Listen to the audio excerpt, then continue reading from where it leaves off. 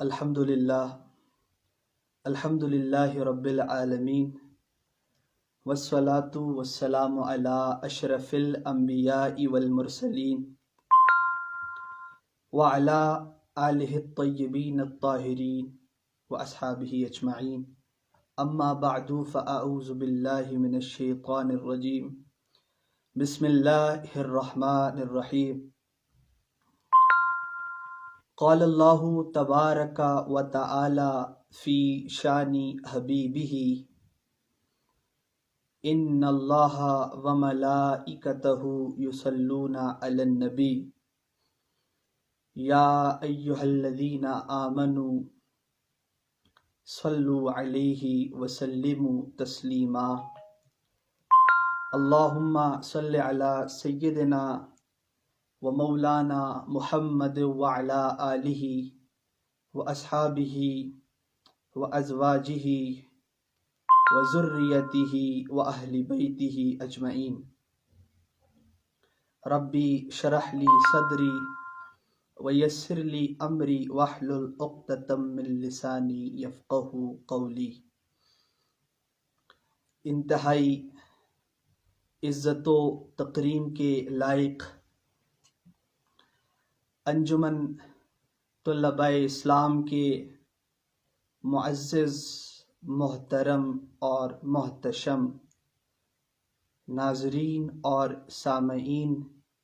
بالخصوص، اور وہ تمام تر لوگ بالعموم جو اس وقت میری گفتگو کو ملاحظہ کر رہے ہیں، آج 22 جمادی الاخر ہے اور اللہ تعالیٰ کے آخری نبی حضور نبی رحمت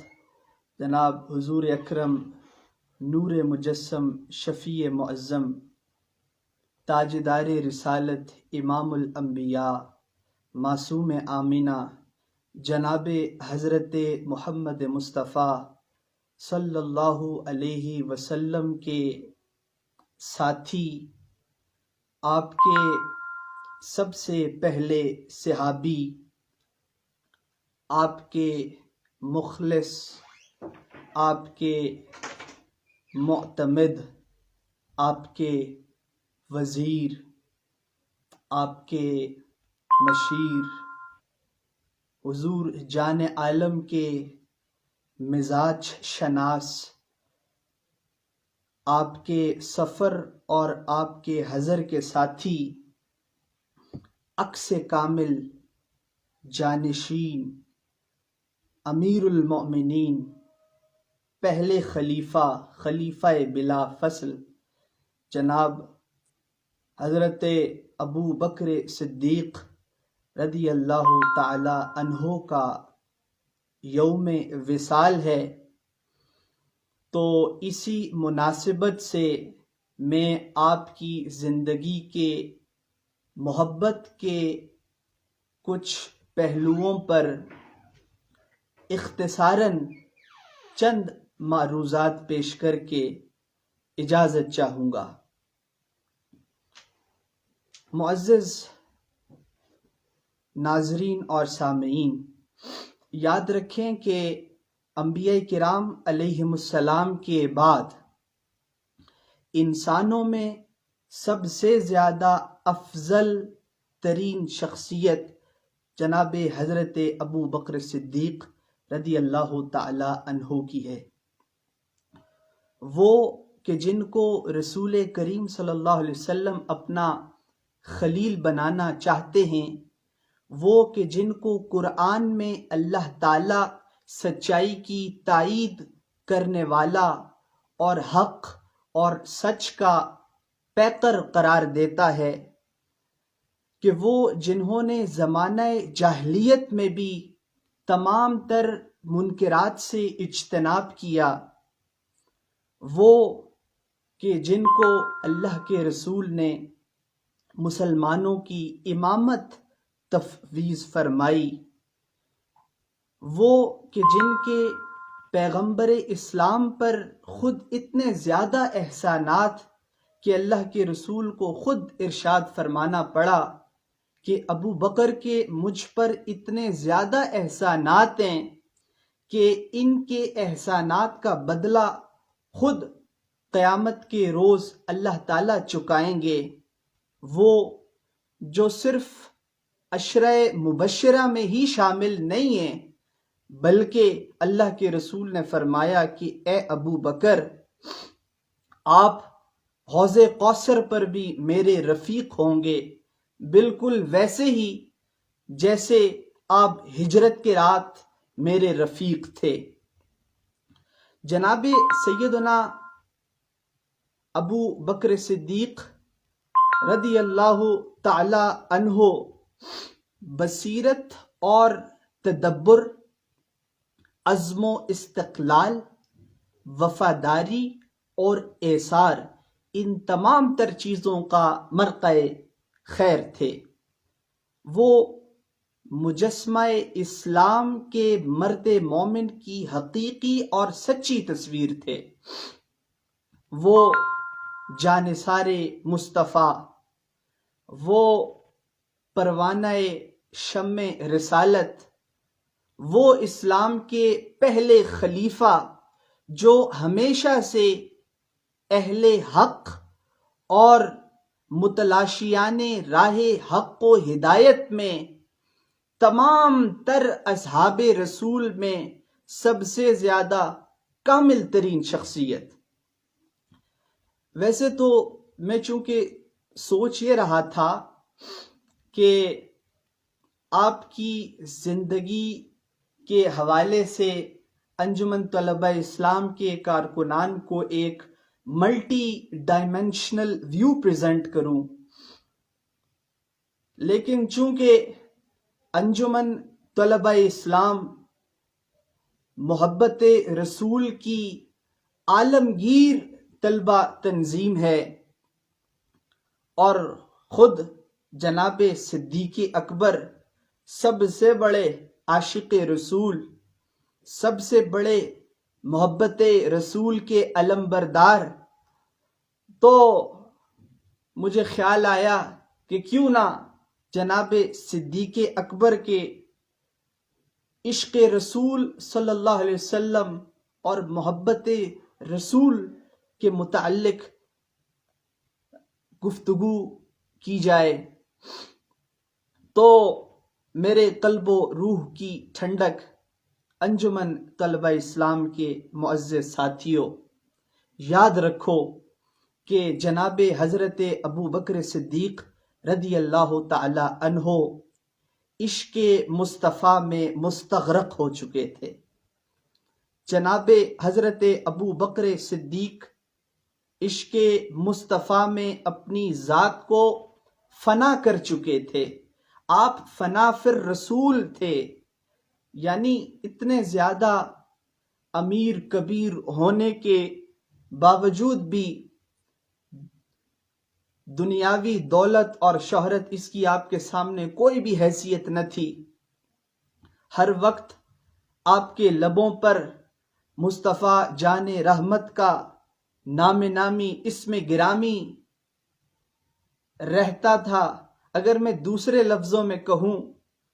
تو آپ ہر وقت سیدی مرشدی یا نبی کے ترانے علامتے رہتے تھے۔ صدیق اکبر ہر وقت اور ہر لمحے سیدی مرشدی یا نبی کی گردان علامتے رہتے تھے، اور آپ ہمہ وقت بارگاہ مصطفیٰ میں سراپا ادب رہتے اور سود و زیاں سے بے نیاز ہو کر ہر وقت اور ہر لمحے آپ مصطفیٰ جان رحمت کے اشارے کے منتظر رہتے کہ کب آقا کریم مجھے حکم فرمائیں اور میں اپنی جان کو، میں اپنی اولاد کو، میں اپنے مال کو، میں اپنی تمام تر چیزوں کو نبی رحمت کے قدموں پر نثار کر دوں۔ اگر مجھے آپ دوسرے لفظوں میں کہنے کی اجازت دیں تو مجھے کہنے دیجئے کہ صدیق اکبر ہر وقت اور ہر لمحے اس بات کے انتظار میں رہتے تھے کہ کب مصطفیٰ جان رحمت مجھے اجازت دیں گے اور میں غلامی رسول میں موت بھی قبول ہے کو عملی جامہ پہناؤں گا۔ اور پھر آپ کی سخاوت کا کیا عالم تھا کہ جب حضور نبی رحمت نے صدقہ دینے کا حکم فرمایا تو جناب حضرت ابو بکر صدیق رضی اللہ تعالی عنہ اپنے گھر سے تمام تر چیزیں اٹھا کے لے آئے اور جناب نبی رحمت کی خدمت میں سب کچھ آپ نے پیش کر دیا۔ تو آقا نے پوچھا کہ اے ابو بکر تم اپنے گھر میں کیا چھوڑ کر آئے ہو؟ تو انجمن طلبہ اسلام کے کارکنان آپ صدیق اکبر کا ذرا جواب تو ملاحظہ فرمائیں۔ صدیق اکبر نے فرمایا کہ میں اپنے گھر میں صرف اللہ کو اور اس کے رسول صلی اللہ علیہ وسلم کو چھوڑ کر آیا ہوں۔ اب یہاں پہ یہ نقطہ سمجھنے کی بہت زیادہ ضرورت ہے، یعنی جو آپ سمجھیں کہ اس گفتگو کا کرکس میں آپ کے سامنے جو رکھنا چاہتا ہوں وہ یہ ہے کہ آخر ایسی کیا وجہ تھی، آخر ایسی کیا ریزن تھی کہ جناب حضرت ابو بکر صدیق اللہ اور اس کے رسول کی بارگاہ میں آپ کو اتنا زیادہ قرب ملا، اتنی زیادہ بلندی ملی، اتنی زیادہ رفعت ملی، اتنی زیادہ ترقی ملی، آخر ایسی کیا وجہ تھی؟ تو نوجوانوں یاد رکھیں کہ فقط حضرت ابو بکر صدیق رضی اللہ تعالی عنہ کی رسول کریم کی ذات کے ساتھ والہانہ وہ عشق تھا، آپ کا رسول کریم کی ذات کے ساتھ والہانہ محبت تھی، یہی ایک وجہ تھی کہ جس کی وجہ سے آپ کو اللہ کا بھی قرب ملا، آپ کو رسول اللہ کا بھی قرب ملا، رسول کریم کی بھی خاص توجہ ملی، رسول کریم کی بھی خاص جو ہے وہ آپ کو شفقت میسر آئی۔ اور یہی ایک وجہ ہے کہ جب ہم صدیق اکبر کی زندگی کا مطالعہ کرتے ہیں، جب ہم آپ کی سیرت کے مختلف پہلوؤں پر روشنی ڈالتے ہیں تو ہمیں دیکھنے کو ملتا ہے کہ صدیق اکبر نے اپنی تمام تر زندگی میں جناب حضرت ابو بکر صدیق نے نبی کریم کے ساتھ ٹوٹ کر محبت کی، ٹوٹ کر آپ کے ساتھ والہانہ عشق اور محبت کیا۔ آپ کے افعال، آپ کے کردار، آپ کی رفتار، آپ کی گفتار، آپ کا طرز زندگی، آپ کا طرز معاشرت، آپ کی زندگی گزارنے کی ہر ادا اور ہر لمحہ اس میں محبت رسول کا رنگ نظر آتا ہے۔ تو میں یہ سمجھتا ہوں کہ یہی ایک خاص وجہ تھی کہ جس کی وجہ سے اس انتہا درجے کی جو آپ کو بلندی ملی، جو شہرت ملی، وہ رسول کریم سے والہانہ عشق اور والہانہ محبت کا ہی نتیجہ تھا۔ اور پھر میں یہ سمجھتا ہوں کہ آپ کے اخلاص اور آپ کی وفا شعاری اور آپ کی یہ تمام تر چیزیں قیامت تک آنے والے انجمن طلبہ اسلام کے تمام تر کارکنان کے لیے مشعل راہ ہیں، اور یہی ایک وجہ ہے۔ اور ہم ذاتی طور پہ یہ سمجھتے ہیں کہ صدیق اکبر نے ہمیں جو ہے وہ محبت کا سلیقہ سکھایا، ہم یہ سمجھتے ہیں کہ صدیق اکبر نے ہمیں جو ہے وہ قرینہ ادب سکھایا، اور یہی ایک وجہ ہے کہ آج انجمن طلبہ اسلام کے کارکنان، انجمن طلبہ اسلام کے وابستگان، انجمن طلبہ اسلام سے وابستہ ہر ایک شخص جو ہے وہ اس وطن عزیز کے تعلیمی اداروں میں، اس ملک کی جامعات میں، اس ملک کی یونیورسٹیز میں محبت رسول کے فروغ کے لیے کوشاں ہے۔ اور انجمن طلبہ اسلام کے تمام کارکنان، تمام اراکین اور انجمن طلبہ اسلام سے وابستہ ہر ایک شخص روز قیامت صدیق اکبر کی طرح رسول کریم کی سنگت اور رسول کریم کی معیت کا خواہاں ہے۔ ویسے تو جناب حضرت ابو بکر صدیق رضی اللہ تعالی عنہ کی بے شمار اسلام کے لیے خدمات ہیں، لیکن قرآن مجید کی تدوین جناب حضرت ابو بکر صدیق کا امت مسلمہ پر احسان عظیم ہے۔ یعنی جنگ یمامہ میں جب 70 سے زائد حفاظ کرام شہید ہو گئے تو قرآن مجید کو یکجا کر کے کتابی صورت میں محفوظ کرنا وقت کی اہم ضرورت تھی، تو سیدنا عمر فاروق رضی اللہ تعالی عنہ نے جناب حضرت ابو بکر صدیق رضی اللہ تعالی عنہ کو یہ مشورہ دیا، یہ سجیشن دی کہ قرآن مجید کو جو ہے وہ جمع کر کے ایک کتابی صورت دی جائے۔ تو حضرت صدیق اکبر نے حضرت زید بن ثابت کو یہ ذمہ داری سونپی، اور حضرت زید فرماتے ہیں کہ شروع میں تو مجھے بہت زیادہ تعمل رہا، لیکن بعد میں اللہ تعالیٰ کے خاص فضل و کرم سے میں نے قرآن مجید کو اکٹھا کیا اور صدیق اکبر کی خدمت میں پیش کیا۔ اور جناب حضرت علی کرم اللہ تعالی وجہ الکریم فرماتے ہیں کہ قرآن مجید کا اگر کسی کو سب سے زیادہ ثواب ملے گا تو وہ صدیق اکبر کی ذات ہے، کیونکہ انہوں نے انتہائی محنت کے ساتھ قرآن مجید کو ایک کتابی صورت میں تمام امت کے سامنے پیش کیا۔ تو ویسے تو صدیق اکبر اور کو عمر بھر نبی کریم صلی اللہ علیہ وسلم کی قربت کی انتہا میسر آئی، لیکن غار ثور کی وہ 3 راتیں ان 2 ہستیوں میں تقدیس اور محبت اور مودت کی ایک ایسی منازل طے کرتی کہ بڑے بڑے تاجدار بھی اس کی منظر کشی کرنے میں جو ہے وہ عاجز نظر آتے ہیں۔ تو محبت میں اضافے کے لیے کہ ایک مورخ اسلام اپنے چشم تخیل میں دیکھتا ہے کہ جب حضرت ابو بکر صدیق رضی اللہ تعالی عنہ نبی کریم کے ساتھ جب غار ثور پر چڑھ رہے تھے تو جناب حضور نبی رحمت کی جبین نیاز پر کی جبین نبوت پر جب تھکاوٹ کے اور تھکن کے آثار نمودار ہوئے تو کیا ہوا کہ مزاج شناس مصطفیٰ آپ جان گئے، آپ پہچان گئے کہ نبی رحمت صلی اللہ علیہ وسلم بہت تکلیف میں ہیں، آپ پہ بہت زیادہ گراں گزر رہی ہے۔ تو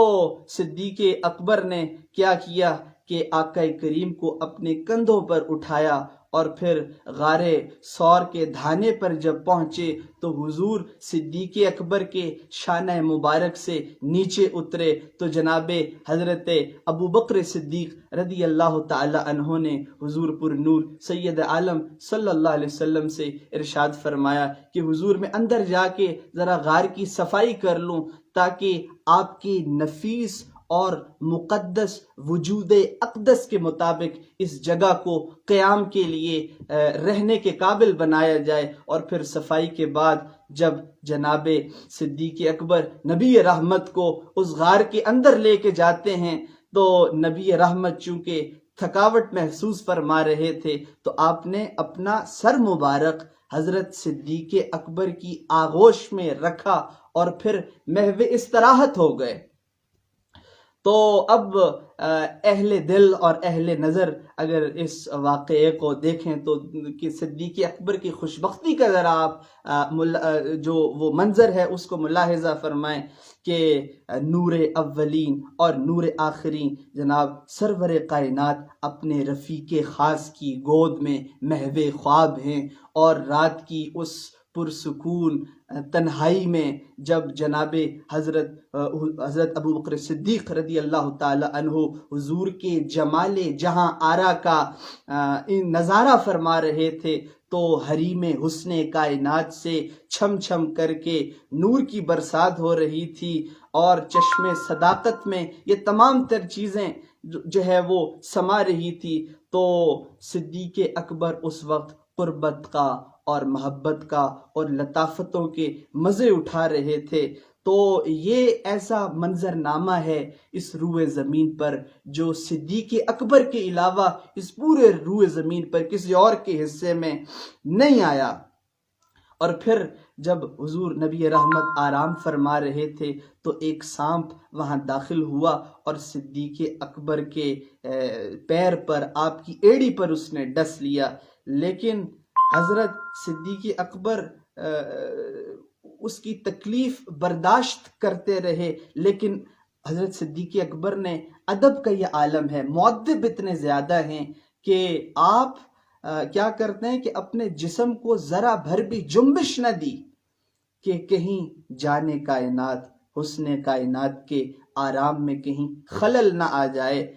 لیکن جب درد کی تاب نہ لائے اور پھر آپ کی مبارک آنکھوں سے جب آنسو جاری ہوئے اور پھر جب آپ کی گرم اشک صداقت برگ گل سے بھی نازک تر رخسار نبوت پر پڑے تو حضور نبی رحمت بیدار ہو گئے اور حضور نے پوچھا، صدیق آپ کی آنکھیں نم کیوں ہیں؟ تو صدیق اکبر نے فرمایا کہ حضور میرے پیر پر، میری ایڑی پر سانپ نے ڈس لیا۔ تو حضور نبی رحمت کے چہرے پر ان کے چہرے پر تبسم آیا تو اللہ کے رسول صلی اللہ علیہ وسلم نے فرمایا ایڑی یہاں لاؤ، اور آپ نے اپنا لعاب دہن متاثرہ جگہ پر لگایا اور فوراً سے وہ جو درد تھا وہ کافور ہوا۔ تو ویسے تو حضرت صدیق اکبر کی شان یہ ہے، جیسے میں نے آپ کے سامنے انجمن طلبہ اسلام کے دوستوں پہلے عرض کی کہ جب حضور نے مال کا مطالبہ کیا تو صدیق اکبر حضور نبی رحمت کے سامنے سب کچھ لے کر کے آ گئے، لیکن اسی منظر کو حضرت اقبال رحمت اللہ تعالی علیہ نے بھی بڑے خوبصورت انداز میں لکھا کہ جب حضور مال کا مطالبہ کرتے تو صدیق اکبر جب وہاں پر پہنچتے تو اقبال کہتا ہے کہ اتنے میں وہ رفیق نبوت بھی آ گیا جس سے بنائے عشق و محبت ہے استوار۔ اور پھر علامہ اقبال رحمت اللہ تعالی علیہ کا یہ جو شعر ہے، یہ میں سمجھتا ہوں کہ اہل دل اور اہل نظر کے سامنے یہ ان کی روحوں کو تڑپا کے رکھنے والا ہے کہ پروانے کو چراغ ہے، بلبل کو پھول بس، صدیق کے لیے ہے خدا کا رسول بس۔ تو اب میں اپنی گفتگو کو اختتام کی جانب لے جانے سے پہلے انجمن طلبہ اسلام کے باشعور